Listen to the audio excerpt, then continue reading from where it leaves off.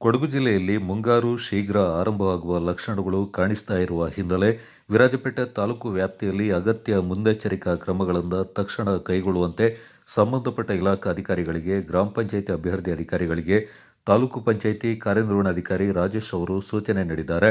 ವಿರಾಜಪೇಟೆ ಪುರಭವನದಲ್ಲಿ ನಡೆದ ತಾಲೂಕು ಮಟ್ಟದ ಕಾರ್ಯಪಡೆ ಹಾಗೂ ವಿರಾಜಪೇಟೆ ತಾಲೂಕು ಗ್ಯಾರಂಟಿ ಯೋಜನೆ ಅನುಷ್ಠಾನ ಸಮಿತಿ ಸಭೆಯಲ್ಲಿ ಮಾತನಾಡಿ, ತಾಲೂಕಿನ ವಿವಿಧ ಭಾಗಗಳಲ್ಲಿ ಈಗಾಗಲೇ ಗಾಳಿ ಮಳೆಯಿಂದಾಗಿ ಮರದ ಕೊಂಬೆಗಳು ಬೀಳ್ತಾ ಇರುವುದು ವಿದ್ಯುತ್ ಮತ್ತು ಸಾರಿಗೆ ಸಂಪರ್ಕಕ್ಕೆ ಅಡಚಣೆ ಉಂಟು ಮಾಡ್ತಾ ಇದೆ. ಆದ್ದರಿಂದ ರಸ್ತೆ ಬದಿಯ ಅಪಾಯಕಾರಿ ಮರದ ಕೊಂಬೆಗಳನ್ನು ಕಡಿಯುವುದು, ಚರಂಡಿ ಹೂಳು ತೆರವುಗೊಳಿಸುವುದು, ಗುಂಡಿ ಬಿದ್ದ ರಸ್ತೆಗಳನ್ನು ದುರಸ್ತಿ ಮಾಡುವುದು ಸೇರಿದಂತೆ ಅಗತ್ಯ ಕ್ರಮಗಳನ್ನು ತಕ್ಷಣ ಕೈಗೊಳ್ಳುವಂತೆ ಅಧಿಕಾರಿಗಳಿಗೆ ನಿರ್ದೇಶನ ನೀಡಿದರು. ಗ್ಯಾರಂಟಿ ಯೋಜನಾ ಅನುಷ್ಠಾನ ಸಮಿತಿ ವಿರಾಜಪೇಟೆ ತಾಲೂಕು ಅಧ್ಯಕ್ಷ ಜಾನ್ಸನ್ ಸಭೆ ಅಧ್ಯಕ್ಷತೆ ವಹಿಸಿ ಮಾತನಾಡಿ, ಮುಂಗಾರು ಹಿನ್ನೆಲೆಯಲ್ಲಿ ಈಗಾಗಲೇ ಪಂಚಾಯತ್ ರಾಜ್, ಕಂದಾಯ, ಪೊಲೀಸ್ ಮತ್ತು ವಿವಿಧ ಇಂಜಿನಿಯರಿಂಗ್ ವಿಭಾಗಗಳ ಸಹಯೋಗದಲ್ಲಿ ಹಲವು ಮುನ್ನೆಚ್ಚರಿಕಾ ಕ್ರಮಗಳನ್ನು ಕೈಗೊಳ್ಳಲಾಗಿದೆ ಎಂದರು.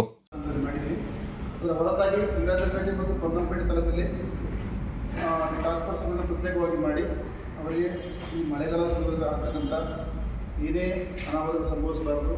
ಸೊ ಎಲ್ಲರ ಪ್ರಾಣ ಹಾನಿ, ಜೀವಹಾನಿಗೂ ಸಹ ಆಗಬಾರ್ದು. ಯಾವುದೇ ಅವಘಡಗಳು ಸಂಭವಿಸುವ ದೃಷ್ಟಿಕೋನದಿಂದ ಈ ಟಾಸ್ಕ್ ಫೋರ್ಸ್ ಸಭೆಯನ್ನು ತಾಲೂಕದಲ್ಲಿ ಮಾಡಿದ್ದೀವಿ. ನಂತರ ನಾವು ಮೊನ್ನೆ ಪೊನ್ನಪೇಟೆ ಸಹ ಟಾಸ್ಕ್ ಫೋರ್ಸ್ ಸಭೆಯನ್ನು ಮಾಡಿ ಈ ತಾಲೂಕಿನ ಎಲ್ಲ PDOಗಳನ್ನ ಕರೆಸಿ, ತಾಲೂಕು ಮಟ್ಟದ ಎಲ್ಲ ಅಧಿಕಾರಿಗಳನ್ನ ಕರೆಸಿ, ಎಲ್ಲ ಆಡಳಿತಾಧಿಕಾರಿಗಳನ್ನ ಕರೆಸಿ ನಾವು ಮಾಹಿತಿಯನ್ನು ನೀಡಿದ್ದೀವಿ. ಹಾಳು ಮಾಡುವಂಥದ್ದು ಪರಿಸ್ಥಿತಿ ಇದೆ, ಎರಡು ಕಡೆ ಇದೆ. ಅದೇ ಮಾಡಿ ಲಾಸ್ಟ್ ಟೈಮು ಏನು ಮಾಡಿದೆ ಅಂದರೆ ಮಳೆ ನಿಂತ ಮೇಲೆ ಕರೆಂಟ್ ಹಿಡಿತಿದ್ದಾರೆ. ನನ್ನ ದಯವಿಟ್ಟು ರಸ್ತೆ ಬಾಕಿ ಆಗ್ತದೆ. ಈಗ ಎಲ್ಲ ರಸ್ತೆಯನ್ನು ದುರಸ್ತಿ ಮಾಡಿದ್ರು.